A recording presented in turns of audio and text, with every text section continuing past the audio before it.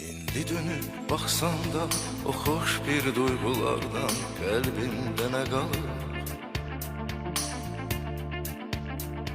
Ömür ötüp gidince hasret kaldım sevince, bildim xoşbəxt günlerim seninle yaşanır. Sen hiç de gel düşünme, sevdiğim o günlerden ayrı düşmüş hayal.